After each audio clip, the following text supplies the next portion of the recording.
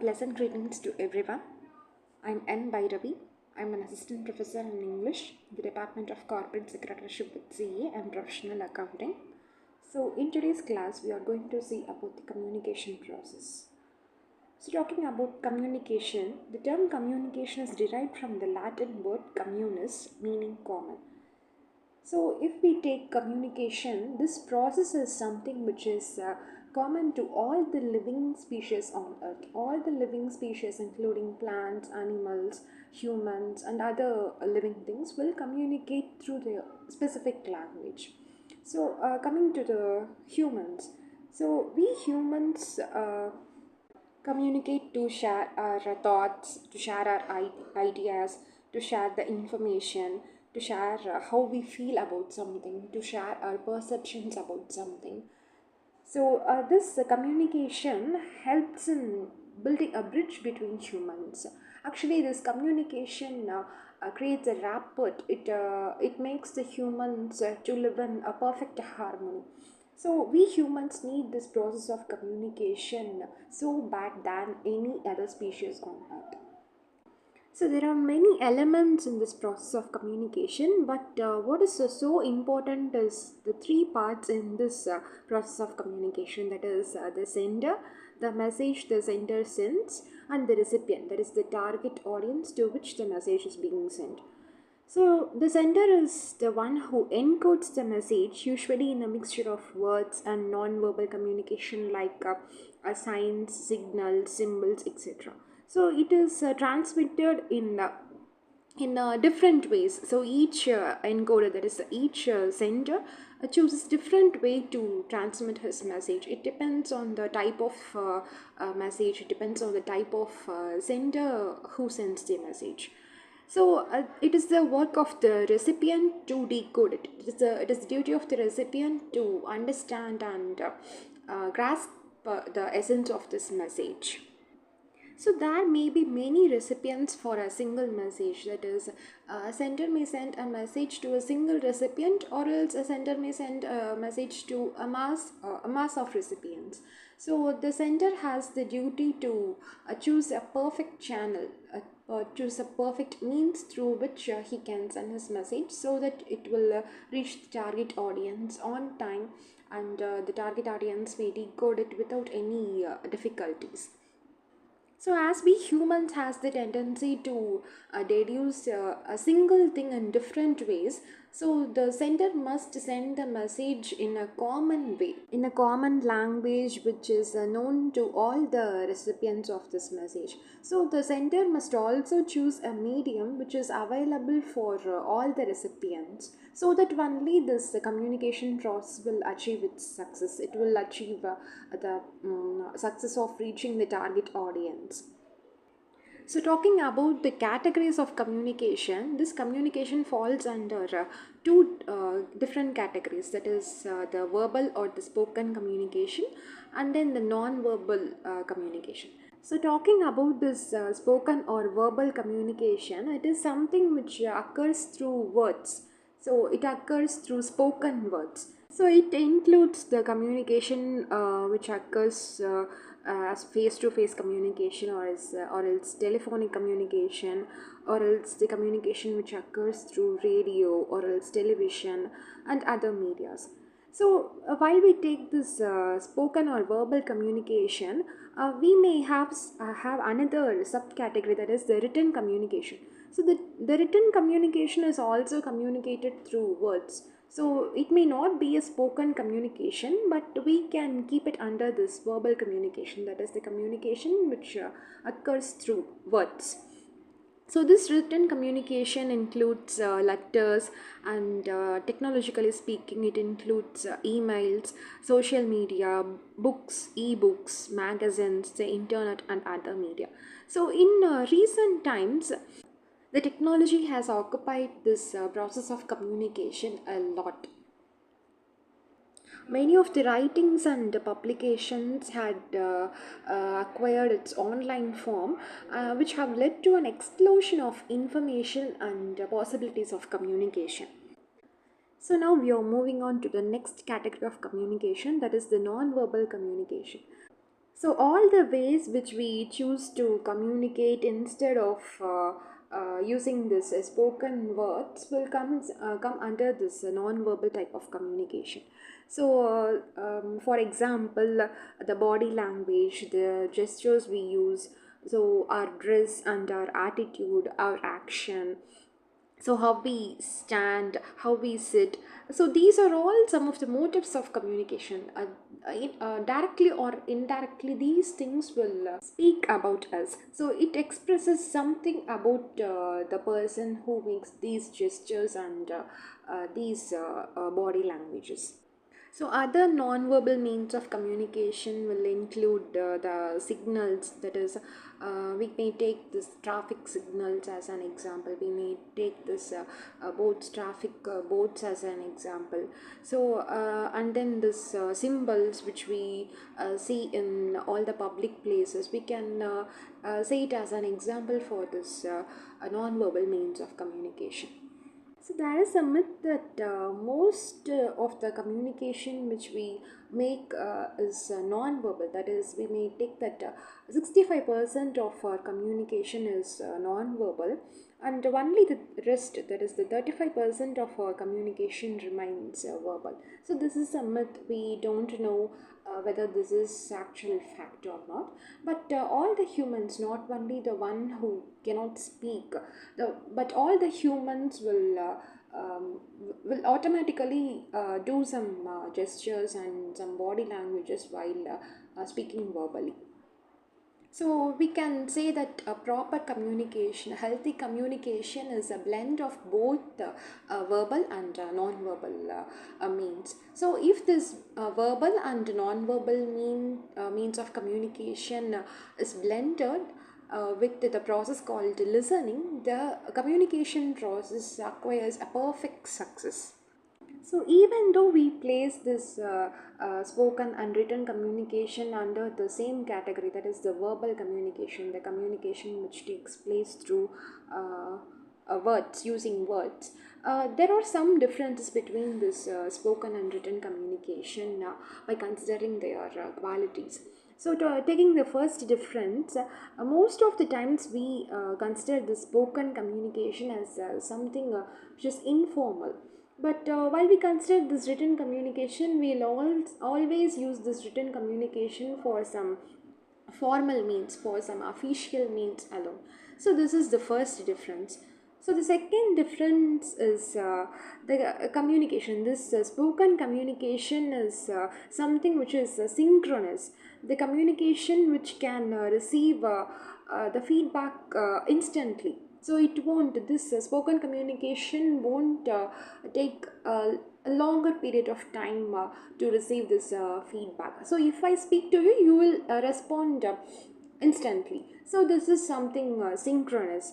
So taking this written communication, this is somewhat asynchronous. That is, this written communication may take a longer time to receive the response or else the feedback. The written communication will happen for a longer time while comparing to this spoken communication. So if I send a written communication through letters or emails, it may take a day or two to receive the response or feedback. So this is somewhat asynchronous. This takes somewhat longer time than the spoken communication. So the third difference is so the written communication is a communication which is always recorded. We have records of this written communication. Either it may be in handwritten form or else typed form. We always have this record of written communication.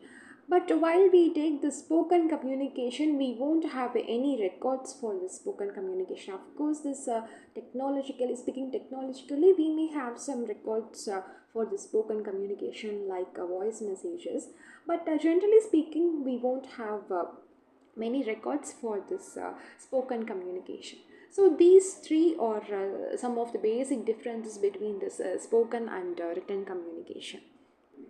So, as I have said earlier, this non-verbal type of communication, directly or indirectly, will take place alongside with this verbal communication. So, knowingly or unknowingly, we will use gestures and facial expressions and the eye contact which we maintain with our receivers. So all these are some of the non-verbal means of communication which we use in our daily basis alongside with our verbal type of communication. So these things speak a lot about the center, about the speaker.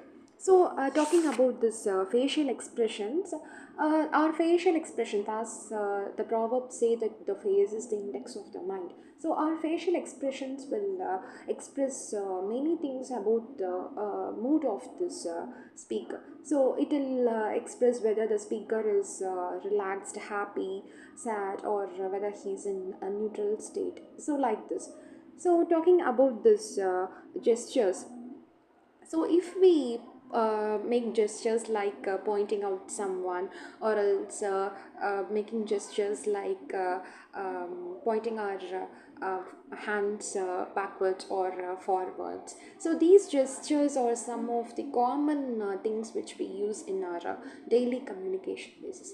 So talking about this eye contact, generally speaking, a person who maintains a proper eye contact with the receiver, with the listener, is often considered as a person who is very bold and honest. So, like this. So, the eye contact which we make will speak a lot about us. So another thing is the appearance of the speaker. So the appearance of the speaker means the way the speaker dresses himself, the way speaker grooms himself will say many things about the speaker. So take for example the clothing of a person, the attire of a person. If a person chooses to be in a modern attire, so then we may deduce that he or she is a modern person and up to date person who wants himself or herself to be in updated fashion, so in an updated trend. So if a person chooses to be in traditional attire, so then it means that that person is somewhat conventional in nature. So, for another example, if a person always wears a smiley badge in his ID card or in his bag, or else if he pins it in somewhat around his workplace, it may say that he is a positive or an easygoing person. So, likewise, the appearance says a lot about a person. Even though the proverbs say that appearances can be deceptive, but the first impression is always the best impression. That is, the first impression always falls when someone looks at a person's appearance. So far, we have seen about the categories of communication. So now we are moving on to the process of communication. So the communication process has six elements basically. So the first one is the sender. So the sender is the one who initiates this communication process. The sender wants his thoughts to be sent as a message to the receiver. So the sender is the one who starts this communication process. So this sender will send his message, that is, he encodes his message. So this encoded message must be sent through a proper channel. Not all the messages, not all type of messages can be sent through a single channel alone. So the sender must be at first sure about the channel through which he can send his message. So this channel must be decided beforehand itself, so that there will be no confusions in sending this message. So the sender chooses an appropriate channel to send the message, and through the channel he sends the message. So after sending through the channel, this message reaches the recipient, and the recipient decodes this message. That is, the recipient understands this message, the recipient assimilate this message, grasp the essence of this message. So this thing is called decoding. So after the message gets decoded by the recipient, this process gets reversed.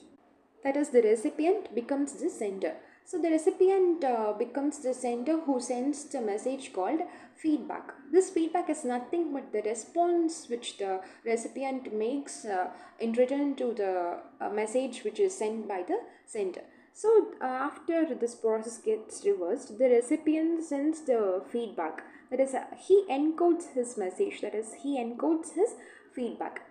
So now this feedback must also be sent through a proper channel so that the feedback reaches the sender on time. So after selecting the proper channel, this feedback gets transmitted through the to the sender. So after being sent, the sender decodes this feedback. The sender understands this feedback and grasps this feedback. So the sender decodes this. That is, the sender is now the recipient of the message called feedback. So this recipient will decode the message, and there ends this communication process. So this is a reversible process. The one who remains as the sender will become as the receiver in the next cycle of this process, and the recipient will become the sender. So let me tell an example for this communication process. So let us take this classroom. So in this classroom, I am the center of the message. That is, I am teaching you, I am sending you the message called lesson.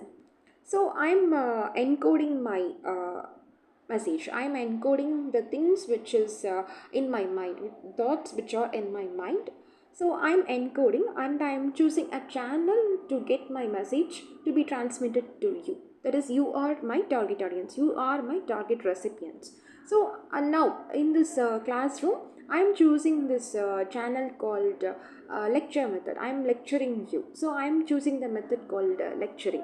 So through this lecturing channel, through this verbal lecturing channel, I'm sending this message, and after the message reaches you, you are decoding it. You are the target recipients, and you are decoding my message. That is, you are understanding my message. You are grasping the points which I am saying you. So after the message, my message gets decoded, you recipients become senders. That is, the next cycle of this communication process gets started. So you become the sender of the message called feedback.